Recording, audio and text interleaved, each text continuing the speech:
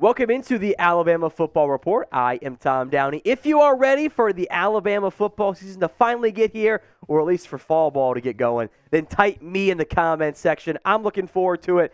Feels like it's still too far away, but if you're excited about Alabama football, come back in the not-too-distant future, type me in the comments section.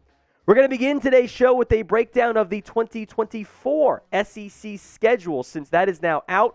Was released Wednesday evening. The 8-game conference schedule has been announced, finalized for a unique season this upcoming year for the Crimson Tide. They still will play their top three rivals, Auburn, Tennessee, LSU, but a lot of the SEC West opponents do not cross over in the way that Alabama is accustomed to because you had Texas and Oklahoma, right? So the 4 home games.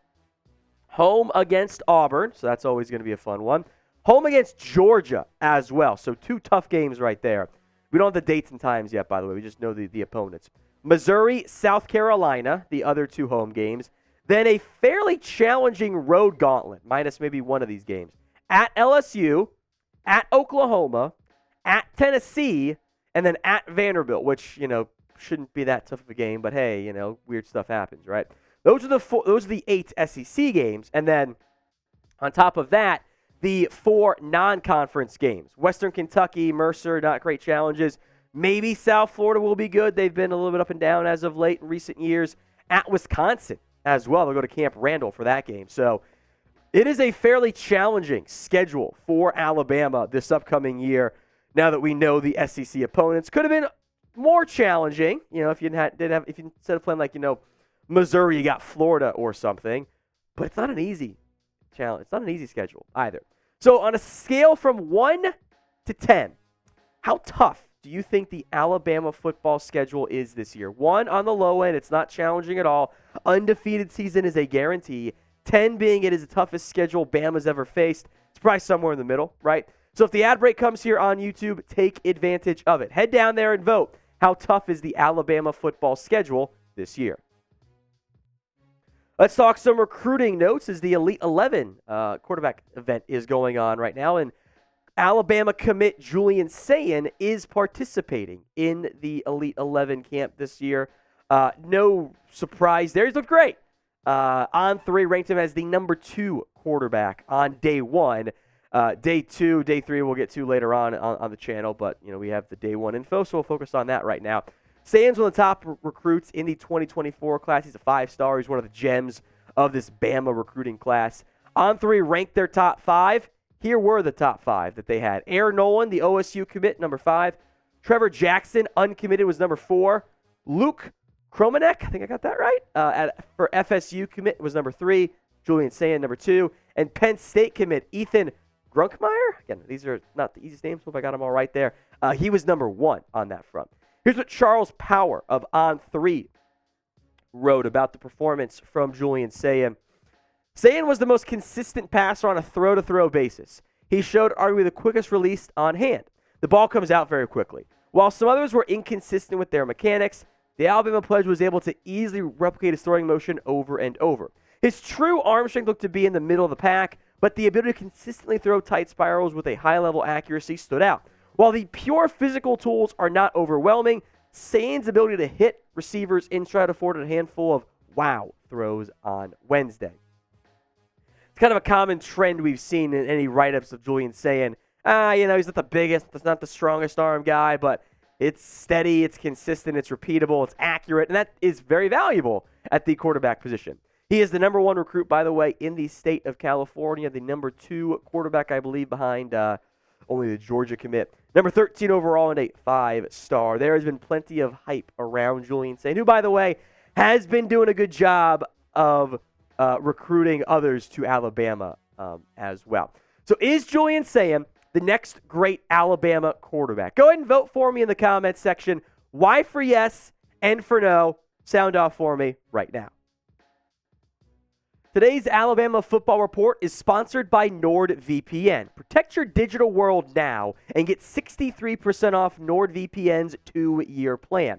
NordVPN is striving to make the internet better than it is today. It can be free from online threats, censorship, and surveillance. Get your online security package right now by visiting nordvpn.com/AlabamaCS.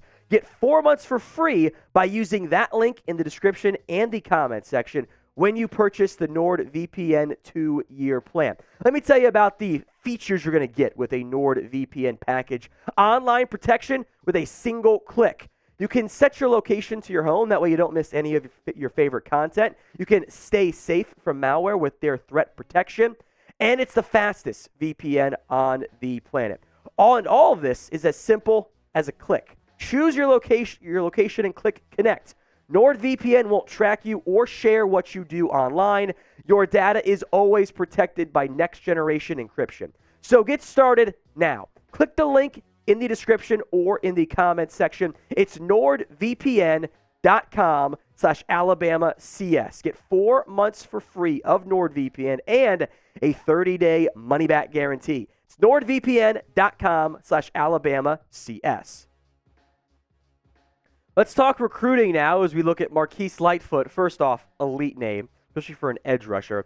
Alabama has made the top 6 for Lightfoot. And kind of an awkward article on 24/7 Sports talking about Tommy Reese's connection with him, which is a different size. There's an edge and an office coordinator, so might have been some lost in translation stuff there to a certain extent. But Bama is in the running for Lightfoot. The heavy buzz, again, per 24/7 Sports, is towards Ohio State. But hey, you got a pretty good track record of going to Alabama and having success if you are a pass rusher. Here are the top 6 here. Ohio State, Georgia, Alabama, USC, Miami, and Illinois. I believe Illinois, he's a Chicago boy, by the way, was the first Power 5 program to offer him. I think that's why they're still in the top 6 for Lightfoot.